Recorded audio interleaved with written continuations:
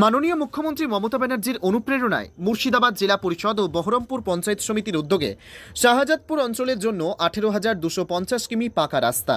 মাননীয় সাংসদ খলিলুর রহমান মহাশয়ের এমপি ল্যাড তহবিল থেকে একটি অ্যাম্বুলেন্স প্রদান। মাননীয় বিধায়ক শ্রী কানাইচন্দ্র মণ্ডল মহাশয়ের বিধায়ক তহবিল থেকে হাই মাস্ক লাইটের শুভ উদ্বোধন অনুষ্ঠান। উপস্থিত ছিলেন জঙ্গিপুর সাংগঠনিক জেলা তৃণমূল কংগ্রেসের সভাপতি তথা জঙ্গিপুর লোকসভার সাংসদ মাননীয় খলিলুর রহমান মহাশয়, বহরমপুর পঞ্চায়েত সমিতির সভাপতি আইজুদ্দিন মণ্ডল মহাশয়, বহরমপুর পশ্চিম ব্লক তৃণমূল কংগ্রেসের সভাপতি তথা পঞ্চায়েত সমিতির পূর্ত কর্মাধ্যক্ষ আলাউদ্দিন মহাশয়, শাহজাদপুর গ্রাম পঞ্চায়েত প্রধান ইনজামুল হক সহ বিশিষ্ট ব্যক্তিগণ।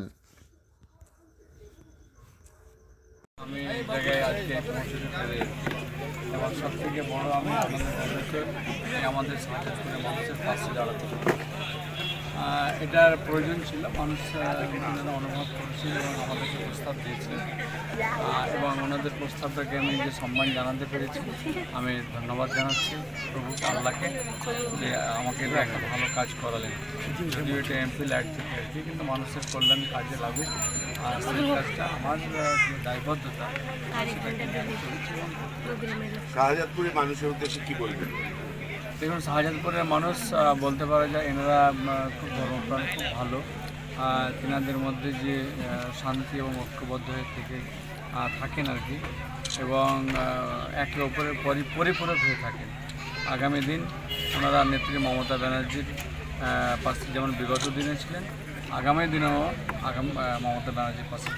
আগামী 10ই মার্চ ব্রিগেডে চলো তৃণমূলের কর্মসূচি, কি বলবেন এলাকার মানুষদেরকে? দেখুন, এটা তো সত্যি আমাদের যে বঞ্চনার প্রতিবাদের জন্য আমি সকলকে আহ্বান জানাবো যে আমাদের নেত্রী এবং আমাদের নেতা অভিষেক ব্যানার্জি এবং আমাদের নেত্রী মমতা ব্যানার্জি তিনি যে ডাক দিয়েছেন এই বাংলার মানুষের ন্যায্য অধিকারকে সুরক্ষিত করার জন্য, সুরক্ষিত রাখার জন্য, সংবিধানকে সুরক্ষিত রাখার জন্য যে বাংলার আমাদের কলকাতায় যে ব্রিগেড চলো যে অভিযান 10ই মার্চ ডাক দিয়েছেন, সকলকে বলবো যে আপনারা আসুন, চলুন।